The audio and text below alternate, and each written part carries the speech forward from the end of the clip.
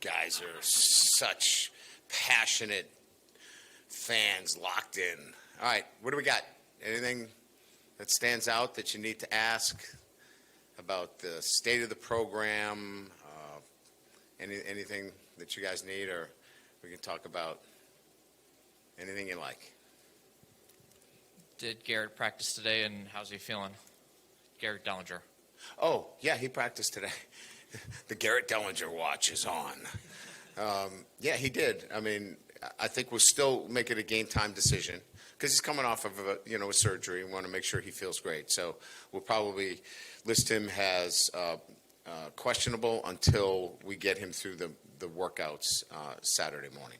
And what sort of things do you do in practice to sort of get a guy like Chris up to speed with, I guess, game speed? Is it just playing more games? Or say that again? With a guy like Chris Hilton, how do you sort of get him up to, I guess, game speed, since there's obviously been some rust with him? Like, how do you do that through practice if you can? Yeah, so, we have some burst periods, what we call burst, where you got to catch it and run 25 yards after the catch.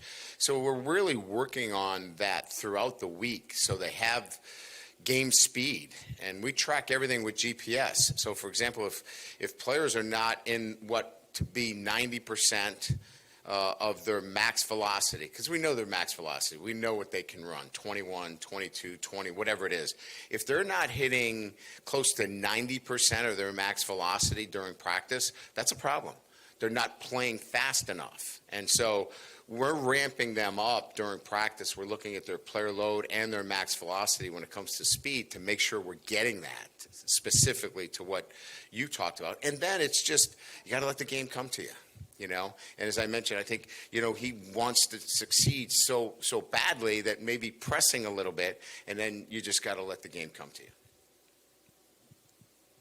With a guy like Dellinger and the injury that he has there been any conversations of balancing, the need to come back now and help you out in these 3 games versus the need to make sure he's ready and healthy to take part in the draft process, I guess, once that starts? Yeah, I don't make those calls. My most important role here is to have players available and ready to play on Saturday. And we're certainly not going to put them in a position where, we would injure a player. If they're cleared to play, if they're cleared to practice, then I can go work with them. He's been cleared, and that really then becomes a personal decision if you decide that you don't want to play. That's up to the individual. He's not that kind of guy. He's going to do whatever is necessary for him to go out and play and help his teammates. How has this team responded in practice this week? Exactly the way I thought they would. Look, I mean, over the last 3 years, they've won a lot of games, and they have a lot of pride, and they know what the standards are here at LSU. We haven't played very well the last 3 weeks. They know that. Everybody knows that. Everybody that watches LSU football knows that. They want to play better football, and we want to coach better. We want to play better. And so they responded the way that I thought they would. What are some things a young guy like Caleb Jackson's working through in his second year? Just maybe some of the things that you've seen from him. I know it hasn't always led to the most productive performances this year, but just what are some of the things he's working on and to try to get his game up to where you guys need it to be? So, I think you got to look back on the history of Caleb, right? Played at Liberty Magnet, didn't play much football. It was actually a soccer player. Played very little high school football, and then he came in here and his freshman year, true freshman year, ran a couple of guys over, and everybody thought he was going to win the Heisman.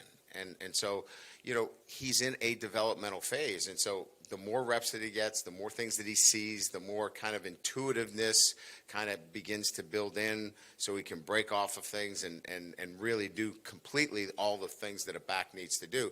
That's the process he's in. He's still learning. And again, I love his attitude. I love the way he approaches it every day, because he could be a guy that's sulking and saying, I should be getting more carries. Does he want more carries? Absolutely. Every receiver, every running back I've ever coached, they want the ball more. But he does it the right way and goes to work every day the right way. Caden Durham's obviously been probably your most productive back this season, but is the next step for him just trying to get a little bit more downhill as a runner, because he already has the the side-to-side stuff down?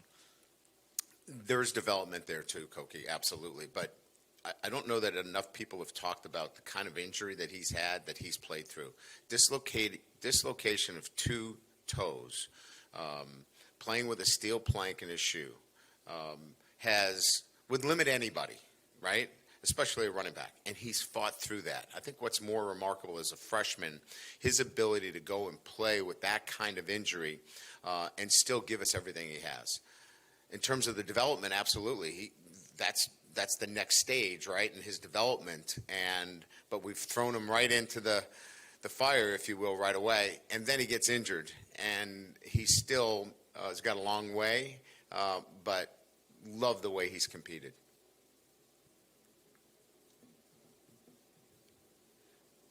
Not typing fast enough. I believe, Greg, I think pretty close to what you said before the season was, for y'all to have a successful season, you're gonna have to win a lot of close games. That's right. Have a lot of close games. So, Yes, sir. And aside from the Alabama game, the other losses you.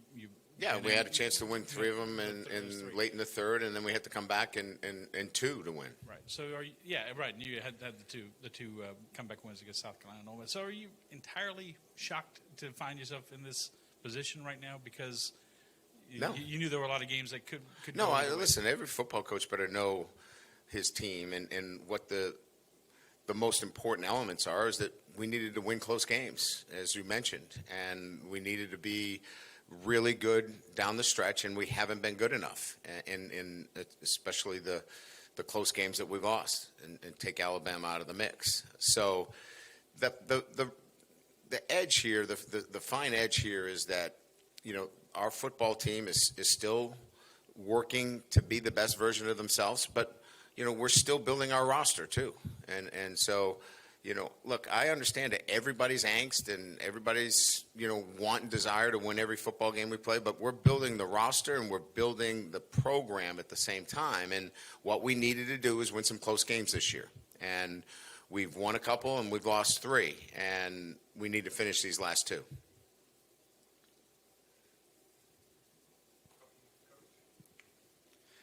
Brian, in your coaching career, do you equate wins and losses to whether or not guys who are NFL draft eligible making decisions one way or the other?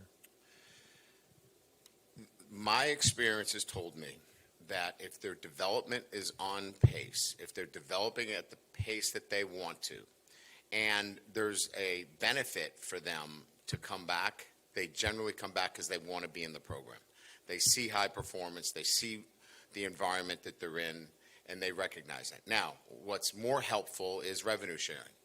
Now you add revenue sharing into it where young men are able to take part in this big game that we're in, and it even helps them more. So if you have the right environment, if you have the ability to develop players and they can see that growth, you're probably going to have a great chance of retaining. And then you add revenue sharing in there, it makes it even more of a, I would say, opportunity for guys to say, you know what, I'm going to stay, continue to develop, because the NFL is not a developmental league. It's just not. It's you got to be ready to play. It's called not for long, the NFL, if you're not. So in that sense, I think this all can be very beneficial moving forward. Ty Alexander's only been targeted 28 times this season by opposing quarterbacks. Do you think offenses are kind of afraid to throw it at him now that he's really shown something at a corner? If my offensive coordinator ever said that I'm afraid to throw it at somebody, he wouldn't be the offensive coordinator very long. You have to challenge players, and I think when they do challenge him, he's met to the challenge. But you do also have choices as to where you go. I think it's been a little bit of both. I think, where he plays into the boundary, into the short field compared to the wide field, you have a lot more opportunities to roll that coverage up. So there's a little bit of coverage that he gets the benefit of with a safety over the top that you don't get to the field. So it's a little bit of everything, really. I don't think there's just like, hey, we're never throwing over there. I think it's a little bit of all those things. Good. All right. We'll see you guys.